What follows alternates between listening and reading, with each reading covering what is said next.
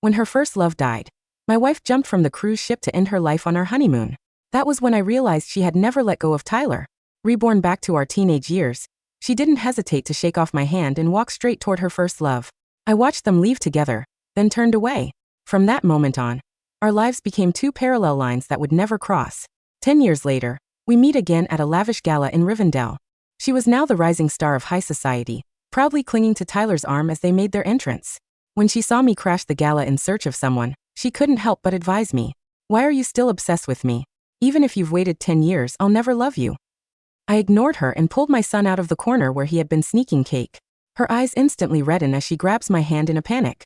"You're doing this on purpose, aren't you? Didn't you say you'd only ever love me in this life?" I never thought I'd see Regina again in this lifetime. At a high society gala in Rivendell, she stood in the center of the crowd with her arm linked with Tyler's.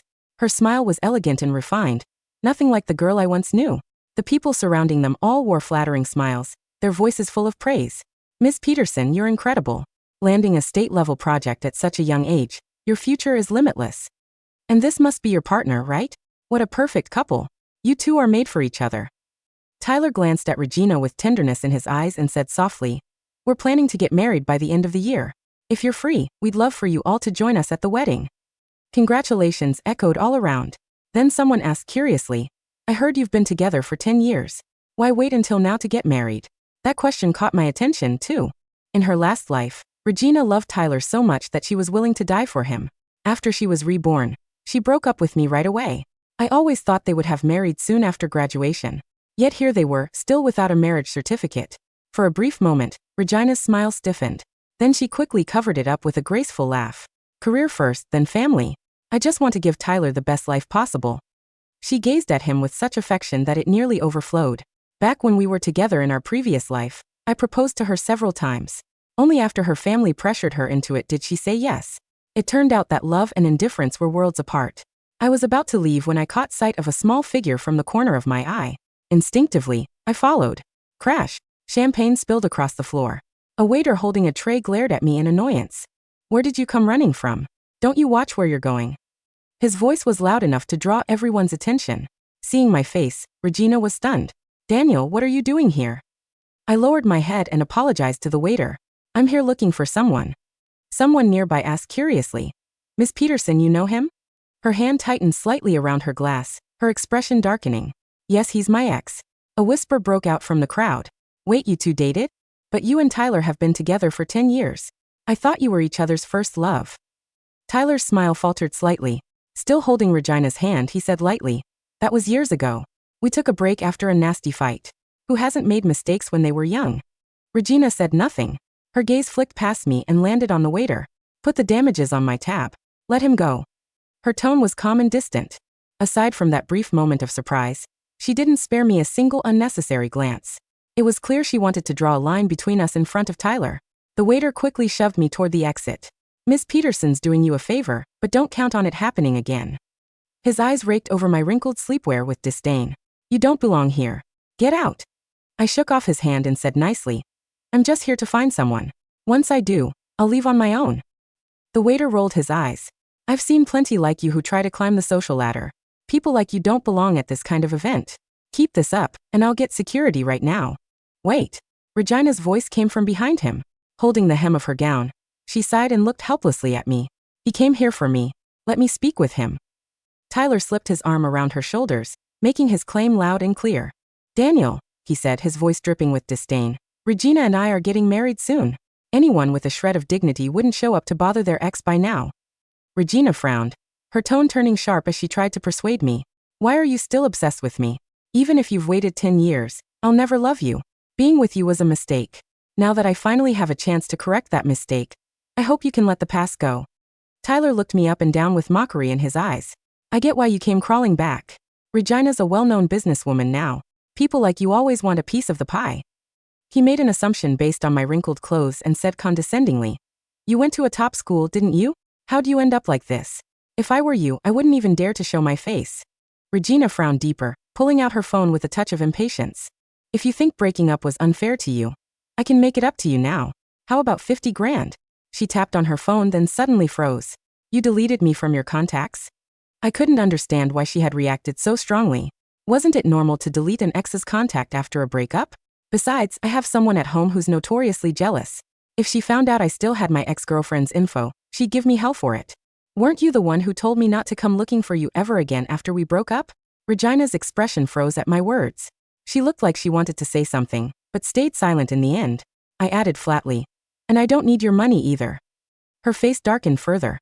After being turned down again and again, her tone went cold. "Why are you still pretending? If you weren't so pathetic right now, I wouldn't even bother saying a word to you." Tyler comforted her gently. "Regina, you're just too kind. A guy like this isn't worth your time. Look at him, all pathetic and hopeless. A complete loser." His tone dripped with disdain, as if he'd forgotten that 10 years ago, he was even worse. In our last life, Regina's family had opposed her relationship with Tyler for good reason. He was nothing more than a delinquent, constantly in trouble with the law.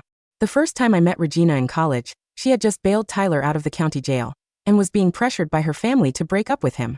During her lowest days, I stayed by her side and helped her through it. Since she loved photography, I used the money I'd originally set aside for starting a business to buy her professional equipment worth tens of thousands. Through the heat of summer and the freezing winter, I carried that heavy gear as I trailed behind her, just to see her smile from the heart. Who would have thought that Regina would be the one to confess to me first?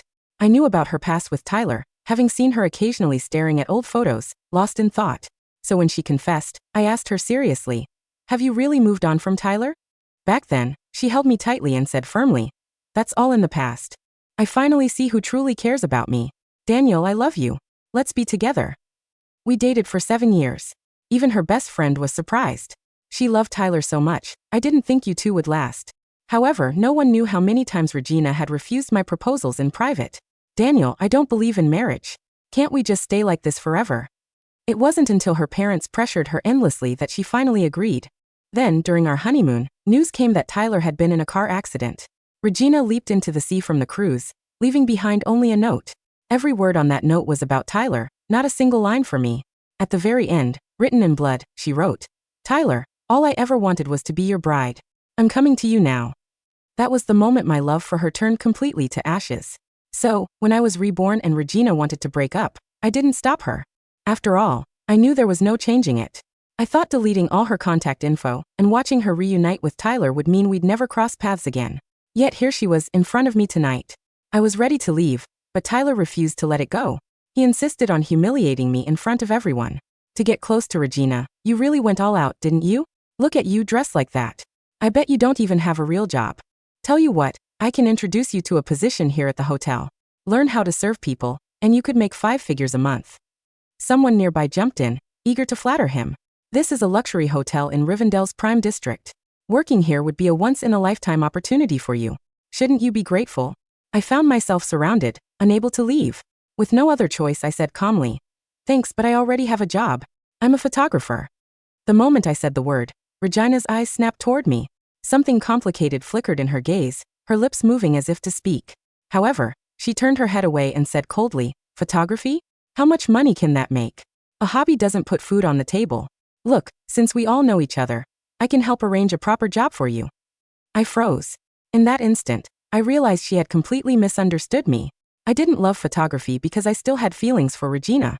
The truth was that all my feelings for her had already died when I saw her suicide note in my last life. It was only after I was reborn that I realized all my savings had already been spent on photography equipment. I couldn't resell it online. So, I picked it up myself. In the end, I fell in love with it. This time around, I wasn't doing it to please anyone. I was doing it for myself. I gave Regina another polite, but distant refusal. "My hobby earns me more than enough. Thanks for your concern." Her expression tightened, anger flashing in her eyes. "I'm offering you an opportunity. Don't come crying to me later when you regret it." I stayed silent. I didn't bother to tell her that my photos were regularly published in national magazines, and even top international journals. The royalties alone weren't any less than her income. However, if I said that, she'd probably just think I was bragging, especially since I was standing there in wrinkled pajamas. It was all my son's fault. He insisted I play in the sandbox with him, and when I turned around, he had run downstairs. I didn't have time to change before I rushed after him. Just as I was thinking of leaving, the same waiter noticed something. He pointed at my clothes. "Balenciaga? Where'd you pick that up? Don't tell me you're a janitor here who stole it from a guest's room." I frowned. "Why can't it be mine?" Tyler let out a mocking laugh. "Yours? Can you even afford it? What kind of rich person would run around looking like a slob? He pinched his nose theatrically. Dirty too. Probably didn't even wash it before throwing it on. Regina's brows knitted so tightly it looked like she might crush a fly between them. Daniel, look at yourself. Do you still want to argue? I ignored them and looked straight at the waiter. If you really think I stole something, then call the police. I knew he was only trying to curry favor with Tyler by stepping on me. Sure enough, his arrogance deflated immediately. He muttered under his breath. If it weren't for some very important guests at the hotel tonight, I'd have already called the cops. Tyler's eyes lit up, and he quickly cut in. Important guests? You mean the Brown's daughter, right? I heard she's here with her family, staying at this hotel. Regina nodded, her eyes flashing with excitement. If our company's project could get the Browns' support, that would be incredible. The mention of the Browns was like pouring water on hot oil, stirring up conversation. Isn't that why we all came tonight? Hoping to meet Ms. Brown? Her family owns this entire building. I heard she married young in her early 20s and already has kids. I wonder which family she married into. As people gossiped, the hotel manager suddenly rushed in, sweating and anxious, followed by a group of staff. Everyone, have you seen a 7-year-old boy? About this tall. His eyes scanned the crowd with urgency as he wiped off his sweat. The guests caught on quickly. With such a fuss, there was only one possibility. Could it be the Browns' young master? I heard he just turned 7 this year. The ballroom buzzed with excitement as people scrambled to help search. After all, whoever found the boy might get the chance to connect with the Browns. Even Regina and Tyler eagerly joined the search, leaving me alone. I scanned the chaos, then walked calmly toward the dessert table. Sure enough, my son was there, his face smeared with whipped cream. I stretched out my hand. Come here. He jumped in fright, hugging the table leg tightly. I don't want to. I was about to pull him over when Tyler appeared out of nowhere, stepping between us with righteous indignation. Daniel, what are you doing? Even if you want to cozy up to the Browns, you don't take it out on a child. Regina hurried over, her eyes filled with disappointment. Daniel, I didn't think you'd stoop this low, using a child just for money and connections. The waiter jumped at the chance to accuse me again, grabbing the manager. That's the guy. He crashed the gala and even stole a guest's clothes. The manager's face darkened immediately. He waved the security forward. Arrest this thief and send him straight to the police. If he frightens the young master, none of you will keep your jobs. A triumphant glint flashed in Tyler's eyes. He crouched down, smiling warmly at the Brown's heir. Come here, little one. Uncle Tyler will protect you. My son ignored him though. Instead, under everyone's stunned gaze, he carefully reached out and grabbed my hand. Daddy, I know I was wrong. The silence in the ballroom was so heavy you could have heard a pin drop. It wasn't a comfortable silence. It was the kind that suffocates, thick with disbelief and the shattering of assumptions. Tyler's hand, still extended in a gesture of benevolent rescue, froze midair. His warm, practiced smile twitched, threatening to collapse into confusion. Regina's disappointment, so carefully curated a moment ago, fractured into something raw and unreadable. Daddy. Tyler echoed, the word tasting strange in his mouth. He looked from the boy, face smeared with chocolate ganache and strawberry coulis, to me, standing there in my wrinkled, apparently stolen Balenciaga pajamas. He called you. Daddy.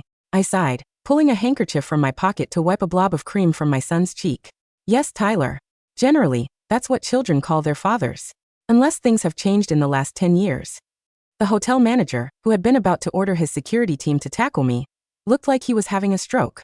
He stared at the boy, the young Master Brown he had been frantically searching for, clinging to the leg of the man he was about to arrest.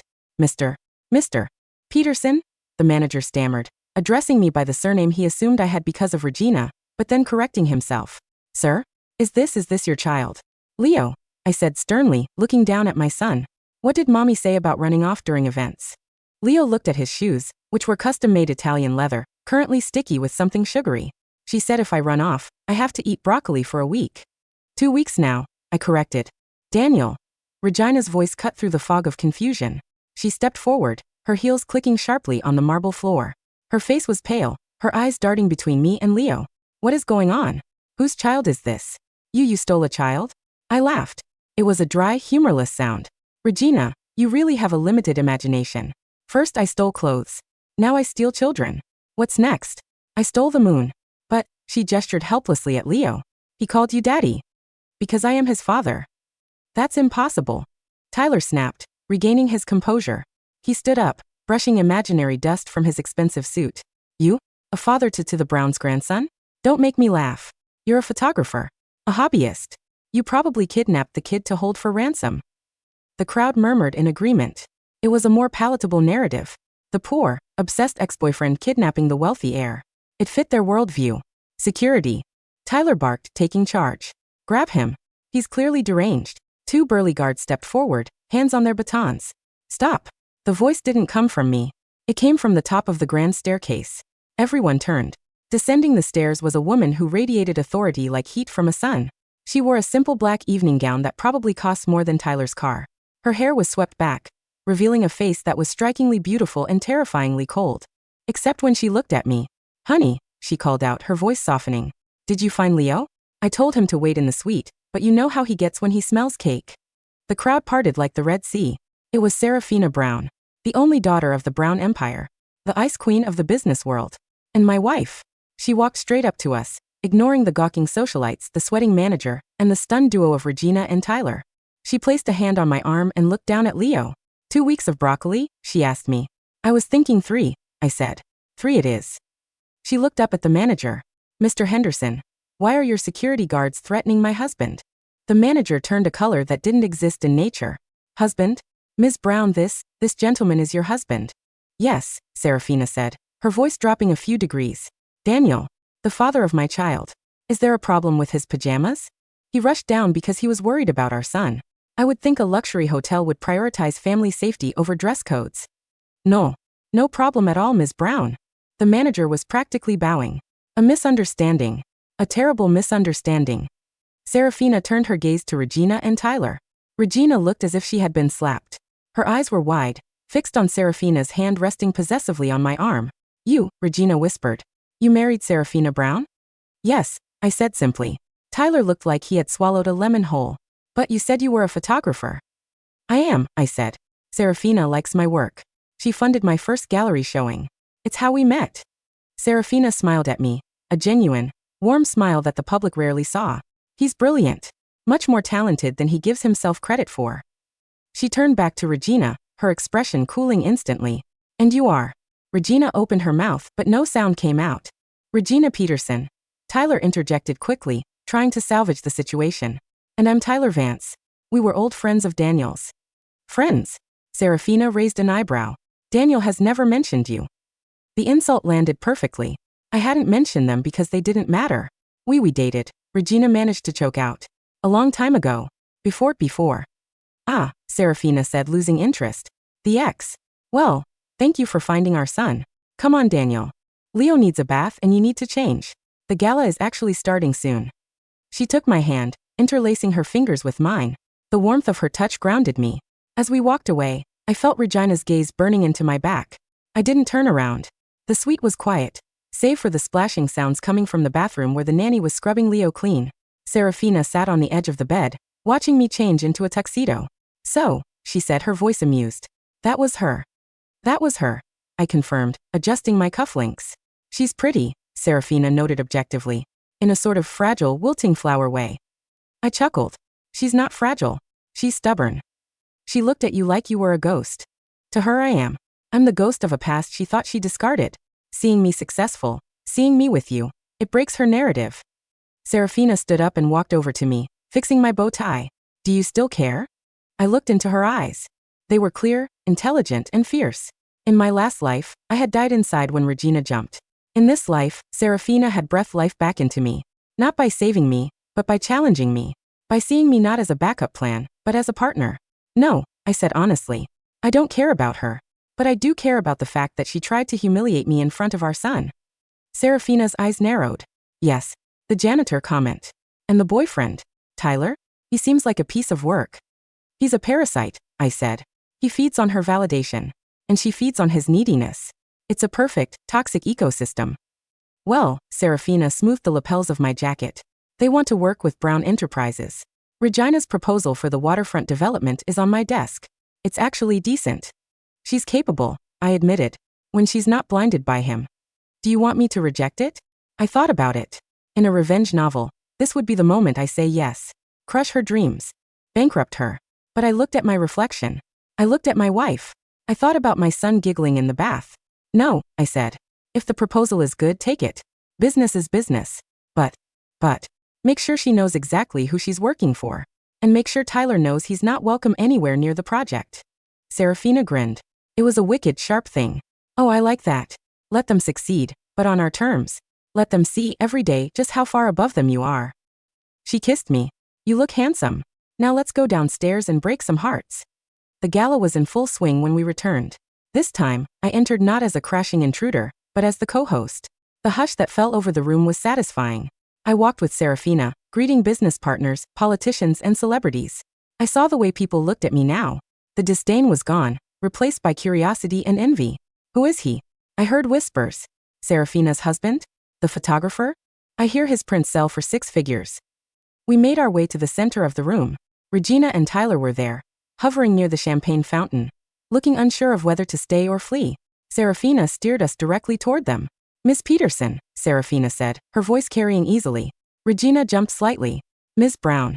I didn't expect to see you again so soon. I've reviewed your proposal for the waterfront, Serafina said, cutting to the chase.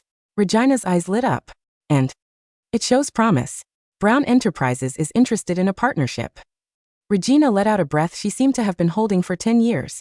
Thank you. You won't regret it. Tyler and I have put everything into this. However, Serafina interrupted, her gaze sliding to Tyler like he was a stain on the carpet. There are conditions. Conditions? Tyler asked, bristling slightly. The contract will be with Peterson Architects alone. Mr. Vance will have no role, no title, and no access to the site or the financials. Brown Enterprises has a strict policy regarding unvetted personnel. Tyler's face flushed red. Unvetted? I'm her partner. In life and business. Then she can choose, Serafina said coolly. The project or the partner. But not both on my payroll. Regina looked at Tyler, then at Serafina. I saw the calculation in her eyes. This project was her ticket to the big leagues. It was what she had worked for since she was reborn. Regina, Tyler warned, gripping her arm. Tell her to shove it. We don't need her charity. But Regina didn't say that. She gently, but firmly, removed Tyler's hand from her arm. I accept, she said to Serafina. Tyler stared at her, betrayed. Regina. It's business, Tyler, she whispered, but we all heard it. It's just business. You can stay home. I'll handle the work. Stay home. Tyler laughed incredulously. Like a housewife? While you play big shot with your ex. He turned his venom on me. This is your doing, isn't it? You whispered in her ear. You're trying to break us up. I took a sip of my champagne. Tyler, I haven't said a word about you to my wife. Your incompetence speaks for itself. Tyler lunged. It was clumsy and slow. Before he could get within a foot of me, security had him. Get off me, he screamed as they dragged him away. Regina, do something. Regina stood frozen. She didn't move. She watched the love of her 2 lives being hauled out of the gala, shouting obscenities. When silence returned, she looked at me. Her eyes were teary, but there was a hardness there too. Are you happy? She asked me quietly. I'm indifferent, I said. Congratulations on the contract, Miss Peterson. Don't disappoint my wife. I turned and walked away, Serafina on my arm. Over the next 6 months, I saw Regina often. Too often. Because of the project, she was frequently at Brown Enterprises headquarters. I had a studio on the top floor, a perk of being the boss's husband, where I worked on my edits. She would find excuses to come up. Just checking the lighting for the architectural renders, she'd say, standing in the doorway of my studio. The lighting is fine, Regina. I'd say without looking up from my monitor. You've changed, she said one rainy afternoon. She walked into the room and sat on the sofa uninvited. 10 years will do that. No, I mean you're harder. Colder. The Daniel I knew was soft. He would have never let Tyler be humiliated like that. I spun my chair around. The Daniel you knew died, Regina. You killed him. She flinched. I didn't kill you. We just broke up. In your last life, I said softly. You jumped off a ship. You left me a note written in blood for another man. Do you have any idea what that does to a person? Regina's face went white. She stared at me, her mouth opening and closing. You remember? I remember everything, I said. I remember how I spent years mourning you. How I blamed myself. How I wished I could have been enough. And then I remember waking up at 18, seeing you run to him, and realizing I was never even in the running. She stood up, trembling. Daniel, I didn't know you remembered. I thought if I just cut ties quickly you'd move on. I did it for you, so you wouldn't waste your life on me again. Don't rewrite history, I snapped. You didn't do it for me. You did it because you wanted a head start with him. You wanted to save him from his fate. And look where it got you. I love him, she cried. I've always loved him. Do you? I asked. Or do you love the idea of him? The bad boy you couldn't save? Because from where I'm standing, you just sold him out for a contract. I did that for our future. No. You did it because you're finally realizing that love doesn't pay the bills. And Tyler? He's a bottomless pit, Regina. You know it. You knew it in the last life, and you know it in this one. She looked down at her hands. He's having a hard time. Since the gala. He's drinking. Gambling. And that's my problem because? He borrowed money, she whispered. From loan sharks. He said he was going to invest it, to prove he was better than you. He lost it all. I laughed. Classic Tyler. They're threatening him, Daniel. They're threatening me.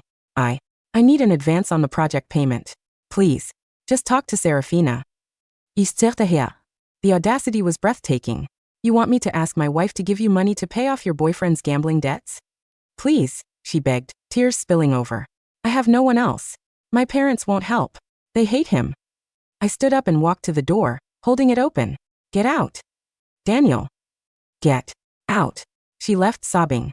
I closed the door and leaned against it. I felt a strange sense of closure. The pedestal I had placed her on in my previous life had long since crumbled, but now, even the rubble was being swept away. 2 days later, the news broke. Rising architect scandal. Partner arrested for embezzlement. I read the article on my tablet over breakfast. Tyler had been caught trying to siphon funds from the Brown project accounts. He had used Regina's passwords. Because of course she had given them to him. Did you know? Serafina asked, pouring coffee. I knew he was desperate, I said. Regina came to me asking for money. And you didn't tell me? I told her to leave. I didn't think she'd be stupid enough to let him near the accounts after you explicitly forbade it. Serafina sighed. Love makes people stupid. But this is criminal stupidity. What happens to her? She's liable, Serafina said, buttering toast. It was her login. Her fiduciary responsibility. The contract is void. We're pressing charges against him, obviously. But her career? It's over. No one will trust her with a budget again. I felt a pang of pity. Not love, just pity. A waste of talent. A waste of 2 lives. Can we keep her out of jail? I asked. Serafina looked at me. Why? Because she's already in a prison of her own making. Adding bars won't teach her anything she isn't about to learn the hard way. Serafina nodded slowly. Fine. We won't press criminal charges against her for negligence. But we're suing for damages. She'll be bankrupt. Fair enough. That afternoon, I went to the police station. Tyler was being held. Regina was in the waiting room looking like a ghost. When she saw me, she didn't get up. She just stared at the floor. He stole it, she whispered. I was asleep. He took my laptop. I believe you, I said. She looked up, her eyes hollow. You were right. About everything. I know.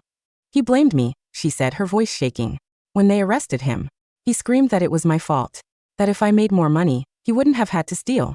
He said he wished I had died on that ship. The cruelty of it hung in the air. The man she had died for, wishing her dead. What will you do now? I asked.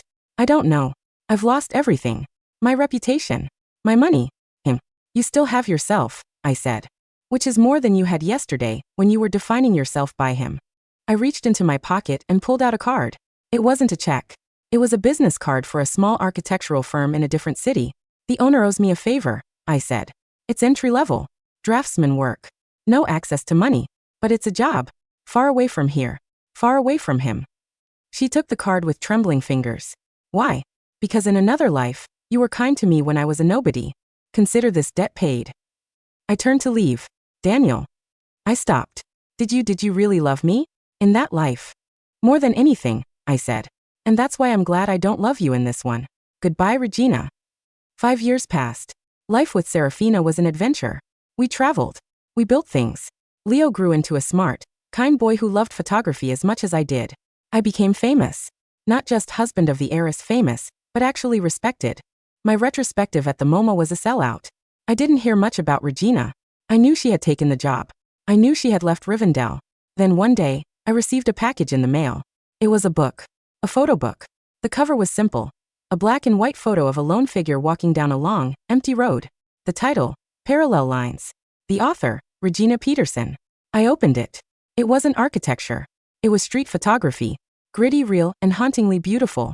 It captured loneliness, despair, and small, fragile moments of hope. Inside the cover was a handwritten note. To Daniel. You were right. I had to learn to walk alone before I could see the world. Thank you for the camera. I finally bought my own. I smiled. It was good work. What's that? Serafina asked, walking into the studio. A gift, I said, handing her the book. From an old acquaintance. She flipped through it, her critical eye scanning the pages. She's got an eye, Serafina admitted. Not as good as yours, but she's got soul. Yeah, I said. She finally found it. Chapter 10. The gala for my 40th birthday was held in the same hotel where we had met again all those years ago.